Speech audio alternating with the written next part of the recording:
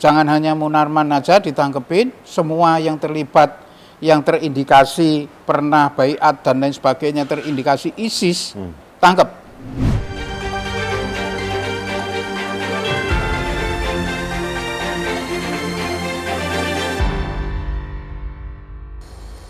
Halo sahabat Indonesia, kita bertemu lagi dalam rubrik Hot News.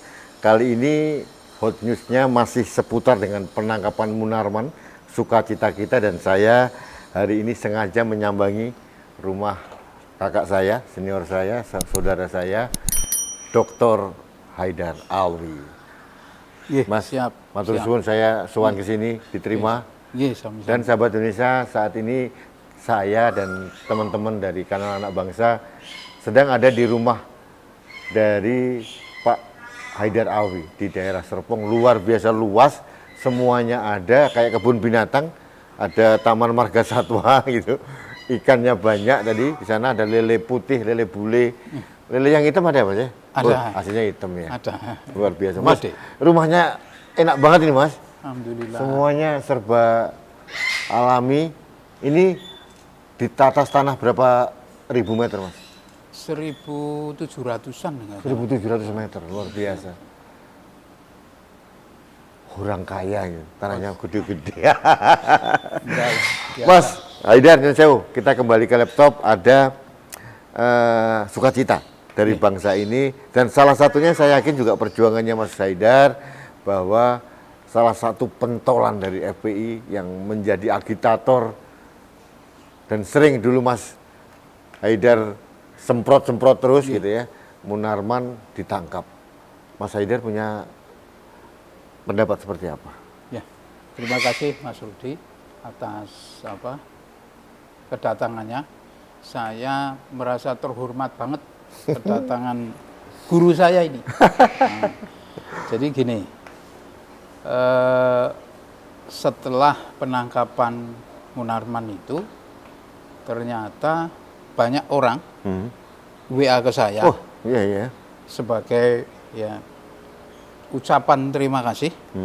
Terima kasih Mas Haidar telah menyuarakan gerakan anti radikalisme, terus toleransi dan lain sebagainya. Ini saya menceritakan aja WA yang masuk ke saya. Perasaan kita ini mayoritas WA ya. Perasaan kita seperti lebaran, kata yang beri. Saking senangnya melihat berita itu seperti lebaran. Jadi ada yang saya jawab dari WA itu, ada yang enggak. Jadi saya jawab hukum kita lihat aja perkembangan ke depan. Tapi dalam hal ini pemerintah sudah pas menangkap atau menahan, meskipun harus dibuktikan, menahan seorang Munarman gitu.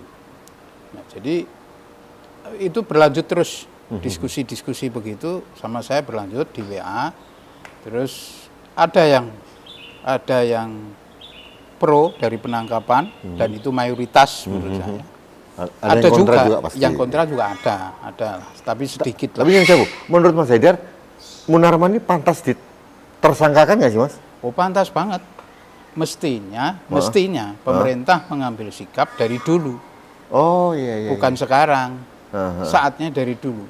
Seperti yang saya ceritakan di waktu awal diskusi dengan Mas Rudi itu. Di Mesir itu gerakan Ikhwanul Muslimin yang hampir sama menurut saya dengan FPI ini. Itu begitu dinyatakan dilarang, itu tokohnya 540 orang ditangkap. Termasuk si Nursi juga? Nursi ya, apalagi. Nursi itu kalau nggak salah ingat saya dihukum 542 tahun penjara. Ada separuh ulama-ulama Ikhwanul Muslimin itu yang dihukum gantung. Iya. Jadi itu tegas dan bersih. Gitu loh. Mesir bersih. Nah, saya bicara di sini, kalau andai kata tidak ada penangkapan seperti ini, itu sewaktu-waktu bisa chaos, Mas. Sewaktu-waktu. Oh, bisa chaos ya? Bisa chaos negara ini. Kenapa saya bilang? Itu kita ini diajari oleh Tuhan yang Maha Kuasa untuk belajar sejarah. Jadi belajarlah sejarah Mesir, Irak, Syria, dan lain sebagainya. Itu hampir sama. Jadi ada orang yang bicara begini ke saya, Mas Haidar nggak boleh gebyah-uyah antara Syria, Irak, terus Afghanistan dan lain sebagainya. Itu menyamakan dengan situasi di Indonesia, nggak boleh gebyah-uyah. Saya bilang begini, Mas Rudi, bukan gebyah-uyah. Coba Anda lihat tahun 2016, ya, ISIS yang si siapa Munarman ini ikut baiat ISIS, kan kelihatan itu dari itu. Yang di Makassar itu. Di Makassar itu, ISIS mengadakan ini lomba sadis-sadisan mengeksekusi tawanan. Jadi lomba sadis-sadisan mengeksekusi Tawanan. Jadi itu waktu saya di Teheran, Iran, tahun 2018 itu di tanggal 23 November sampai 25 November itu difilmkan.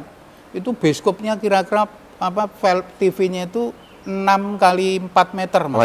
Layarnya. Ya. Nah, jadi di layar itu lomba sadis-sadisan mengeksekusi tawanan.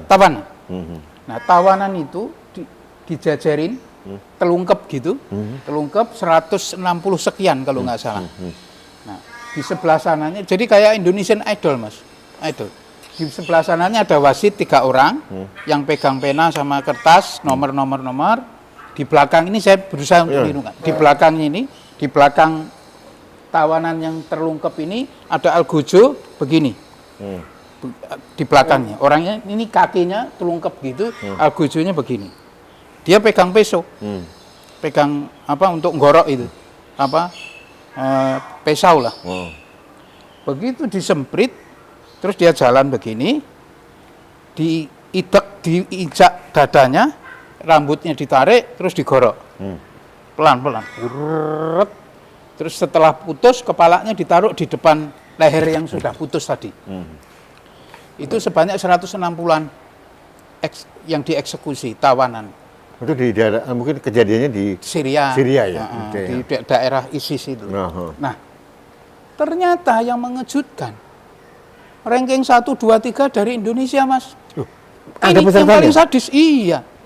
Kan yang eksekutornya 160 juga. Oh ya, satu-satu ya? Satu-satu. Nah, itu saya lihat itu. Mungkin di YouTube masih ada itu.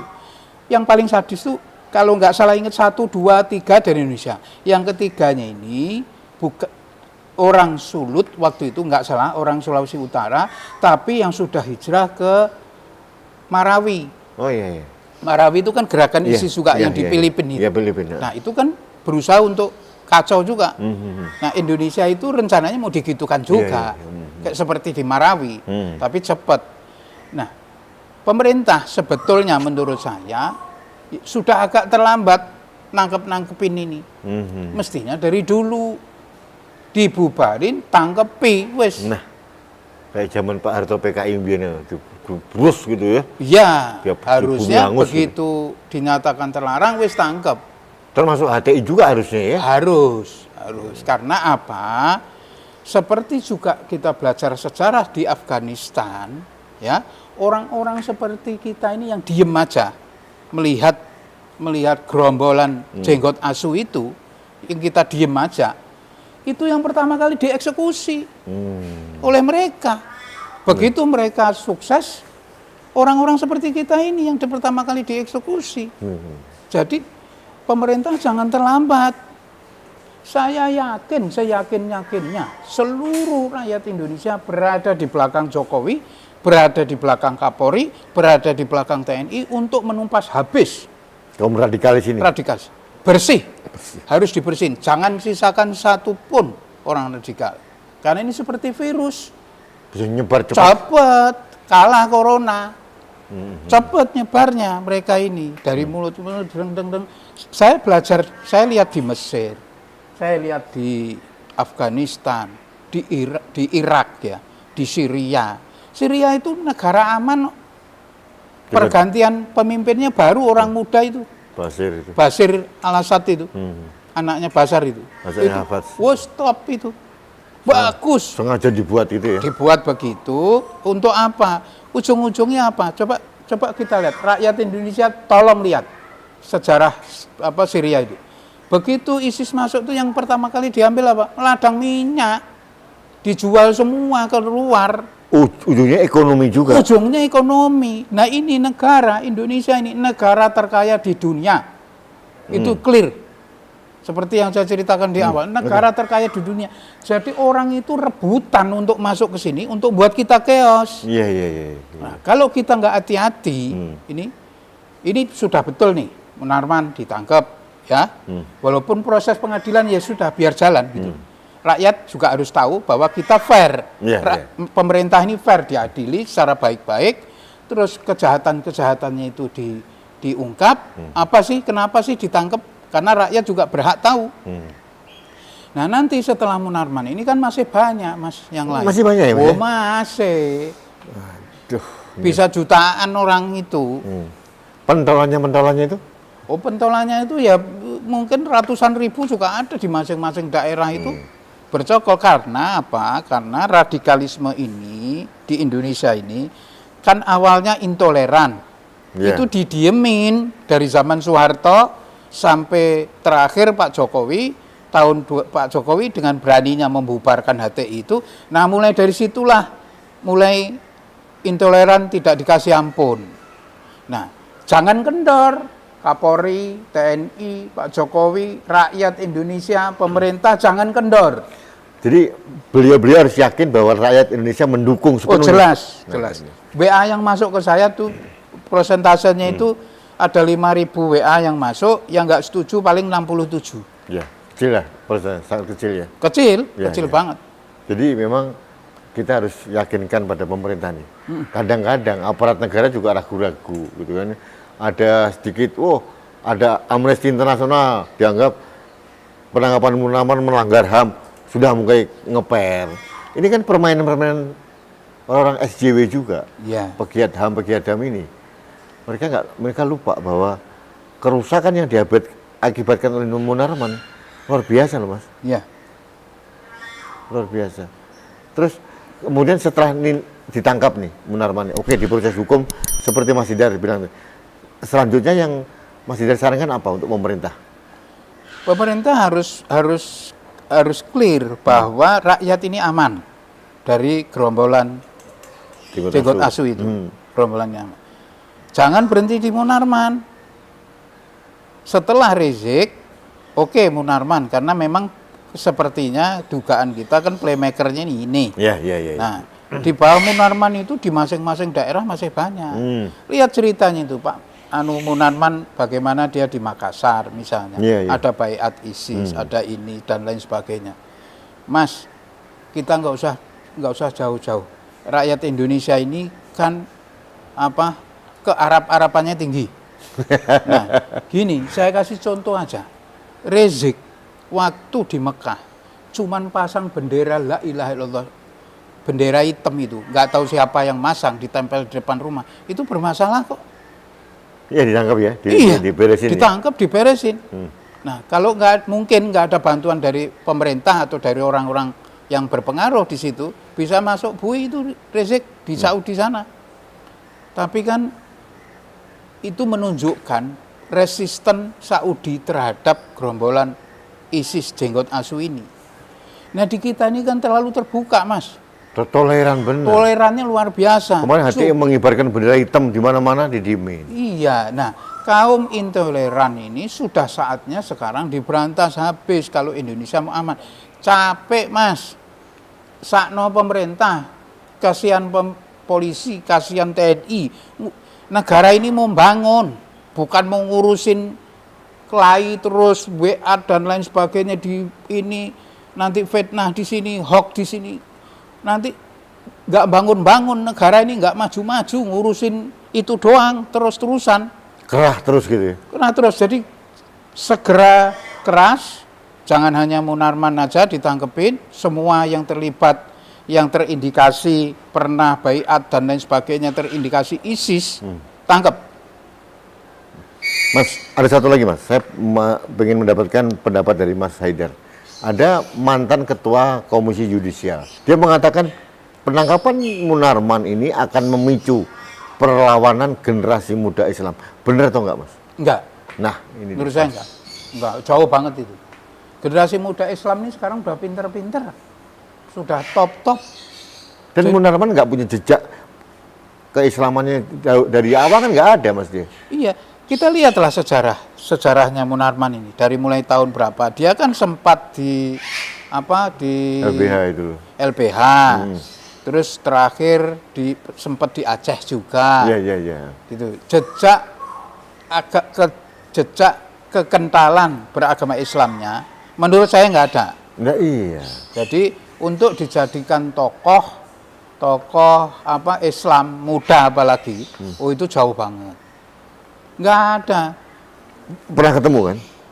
Saya kalau nggak salah pernah ketemu sekali atau 2 kali gitu. Artinya kualitas keislaman dia ada Kan nggak kita bisa lihat jejak digital Iya. dia, nggak harus ketemu. Iya. Jadi jejak digital dia itu sudah kelihatan bahwa jejak keagamaan gini, Mas. Jadi kalau menurut bahasa saya ini tutup ketemu botol. Rizik sama Munarman ini tutup ketemu botol. Klop. Jadi Rizik, maaf ngomong. Rizik itu FPI ini kan kebanyakan ya saya ngomong. Kebanyakan. Mayoritas itu kan rakyat yang dari sisi pendidikan agak kurang, agak rendah lah. Bukan saya merendahkan ya, maaf, saya sama aja.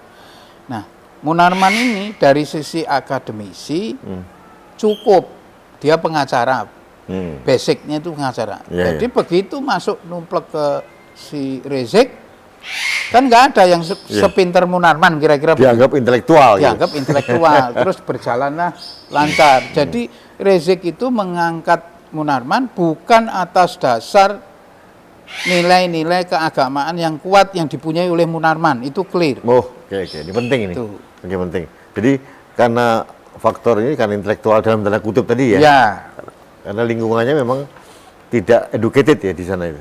Iya, boleh dikatakan gitulah. Bisa dilihat kok dari jejak digital itu siapa sih anggota-anggota FPI. Saya tidak ingin merendahkan, apalagi ini bulan puasa. Ya, silahkan rakyat Indonesia menilai sendiri lah. Ya.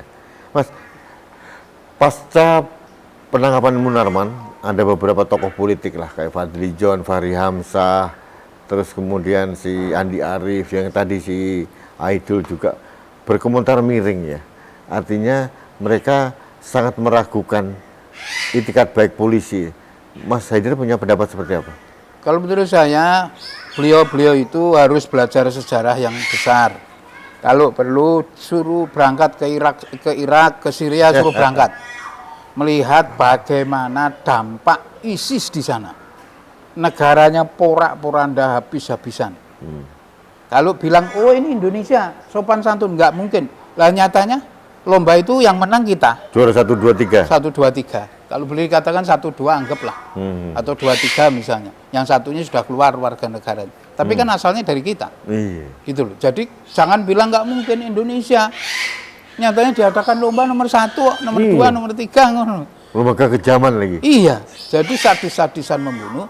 Nah, kita ini jangan berpikiran nggak mungkin. Nanti begitu saatnya tiba, tahu-tahu sudah, loh kok ngene, seperti di Syria. Syria itu, Pak Mas Rudi, itu cuma 800 orang demo loh. 800 orang. Awalnya ya? Awalnya. Di Irak itu 182 orang demo di pinggiran kota. Demo-demo kecil-kecilan gitu, dilihat peluang oleh gerombolan jenggot asu itu, disatukan Irak sama Syria, dibentuklah namanya ISIS sebagai turunan dari Al-Qaeda itu, turunannya. Jadi Al-Qaeda itu, rombongan Al-Qaeda ini, jenggot asu ini melihat peluang dengan adanya demo 170 plus 800 sekian orang itu, melihat peluang, oh ini bisa, dikasihlah nama ISIS, Islamic State itu, Irak, Syria, Sam itu. Nah, dikasihlah nama itu. Mereka setelah melihat peluang untuk menggandakan dari 180 plus 800 di masing-masing kota menjadi jutaan, itu simple. Oh, mereka punya duit banyak. Jadi jangan rakyat Indonesia berpikir itu tidak mungkin di sini. Iya. 1000% menurut saya. Dengan saya belajar waktu seminar beberapa kali di Timur Tengah, di Iran dan di Syria, pernah di Irak, terus di Qatar dan lain sebagainya, itu jelas arah kita itu mau dibegitukan. Jadi yang baru tidur tolong bangun, bahwa negara kita ini sudah dalam bahaya. SOS ya? SOS, karena ini berkembang biak terus. Dan selalu ada di Mesir, di mana-mana selalu ada rombongan atau ini yang bergerak di bidang medsos, yang bergerak menganulir perbuatan-perbuatan tokoh-tokoh yang ditangkap oleh pemerintah. Itu selalu ada. Jadi jangan heran kalau di sini ada orang-orang itu, ya kita jangan heran, pasti ada. Tapi sejatinya negara ini dalam bahaya. Kita ini sedang itu tadi, hidangan yang lezat dilihat oleh jenggot asu internasional itu mau dicaplok, piye carane? Ya dengan itu. Datengin, Mas, ingat nggak peristiwa waktu tanggal 22 Mei menjelang pengumuman Pak Presiden waktu itu?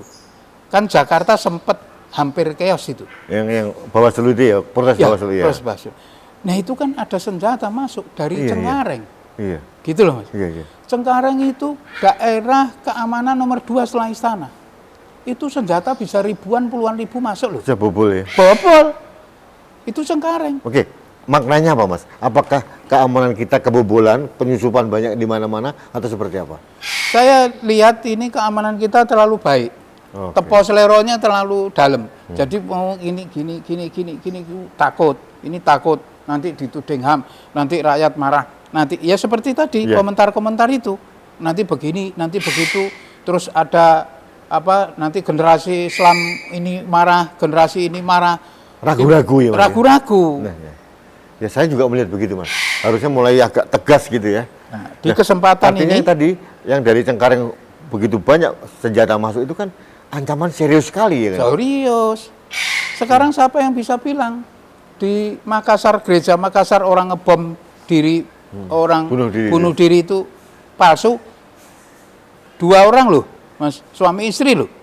Dan itu terbukti mantan anggota FPI dan ya si Munarman pernah ikut baiat bareng-bareng dengan rombongan mantan FPI itu kan yang diberitakan itu.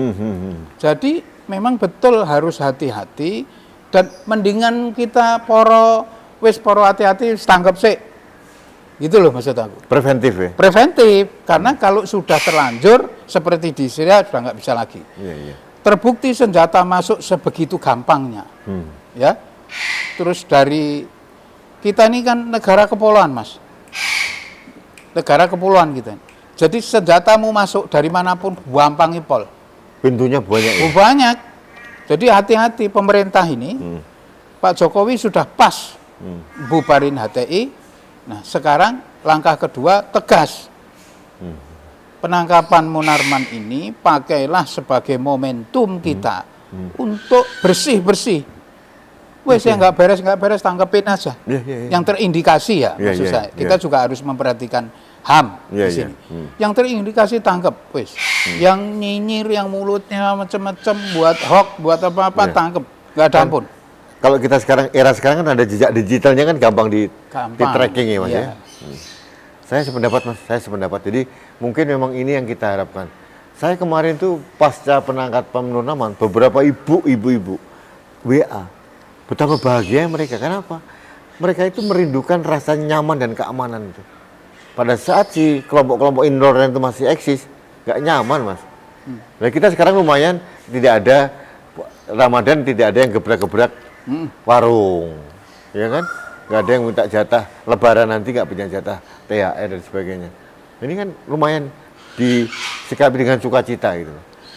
Orang kita ini suka salah kaprah, Mas Rudi. Yang dilakukan FPI dengan mensweeping warung-warung itu, menurut saya salah besar. Puasa itu menahan hawa nafsu, menahan makan dan minum. Jadi menahan judulnya. Ini malah melampiaskan. Kita ini harusnya yang puasa menghormati yang tidak puasa. Karena judulnya itu kita yang menahan. Jadi biarlah kesempatan orang yang buka puasa ya monggo. mau makan, warung mau buka, itu rezekinya di situ. Ya monggo. Kita sebagai yang puasa menghormati. Nah itu baru top, baru bagus, negara ini baru enak, nyaman. Nah, ada satu lagi Mas Rudi yang perlu saya sampaikan. Banyak orang yang bicara ke saya, Mas Haidar, ketimbang ngurusin FPI dan lain sebagainya, mendingan ngurusin Papua. Yang jelas-jelas ada anggota BIN ditembak, ketua kepala BIN ditembak, guru ditembak dan lain sebagainya. Saya katakan begini, itu saya sudah buat tulisan, sudah buat usulan dan segera sudah diputuskan oleh Presiden bahwa Papua termasuk dalam kategori teroris baru hari ini. Jadi semua permintaan rakyat ini Pak Jokowi sudah ngikutin. Jadi jangan bilang lagi nanti gerombolan jenggot asu itu, oh ngurusi cuman Petamburan toh. Enggak. Yang di Papua sudah beres nih. Sudah diterapkan sebagai teroris. Jadi sekarang tidak ada lagi KKB. Jadi kelompok kriminal berencana tidak ada. Diganti jadi kelompok terorisme di Papua. Ya, jadi jangan lagi membanding-bandingkan Pak Jokowi ngurusin Islam. Enggak. Papua juga diurusin, nyatanya hari ini dinyatakan sebagai gerombolan teroris. Tapi memang benar juga sih, Petamburan juga harus diurus juga, ganggu juga soalnya kan. Petamburan itu di depan mata dan jejaknya jelas. Kalau ini KKB ini, kalau KKB ini, walaupun baru hari ini diterapkan sebagai teroris, itu kan munculnya tiba-tiba, gitu loh. Tidak seperti Petamburan, gerombolan itu kan jalan terus. Dan kalau didiamin terus berkembang terus. Nanti orang nggak nyaman, orang mau buka warung puasa nggak bisa, orang mau begini puasa nggak bisa. Mereka seenaknya dewe, itu di depan mata dan perilakunya itu kontinu. Kalau ini kan enggak, ini simpul, mendadak, sporadis gitu ya. Sporadis. Nah, dan pemerintah sudah menangani secara serius sekarang. Jadi nggak ada alasan lagi. Ini bagus, ini suatu tanggapan dari Mas Haidar bagus. Jadi memang saya membaca juga pernyataan itu. Masalah Mas Haidar diminta untuk membuat usulan kepada Presiden untuk Papua. Dan alhamdulillah nomenklaturnya dirubah memang. Mas, saya kira cukup. Ini menjelang azan. Ini kita buka puasa di sini nih. Boleh. Boleh, sudah disiapin. Baik, sahabat Indonesia. Ini kalau ada bunyi-bunyi burung itu memang sengaja kami ada di open space dari rumah dari Mas Haidar, banyak burung dan memang sengaja kami biarkan. Inilah keindahan alam yang sangat jarang kami dapatkan di Jakarta, Mas. Jadi ini kayaknya memang sering kesini boleh nih. Oh boleh, 24 jam. Baik, sahabat Indonesia, demikian perbincangan saya dengan Mas Dr. Haidar Alwi. Mudah-mudahan apa yang disampaikan adalah pencerahan buat kita semuanya. Dan yang paling penting, kita berdua menyambut sukacita tertangkapnya Munarman, tapi tidak boleh berhenti hanya di sini. Harus secara komprehensif dihabisin semuanya, dibersihkan sekalian. Dan kata Mas Haidar, penangkapan Munarman harus dijadikan momentum untuk bersih-bersih kelompok-kelompok yang intoleran dan radikalis ini. Baik sahabat Indonesia, demikian Hot News kita hari ini. Sampai ketemu lagi di Hot News kita berikutnya.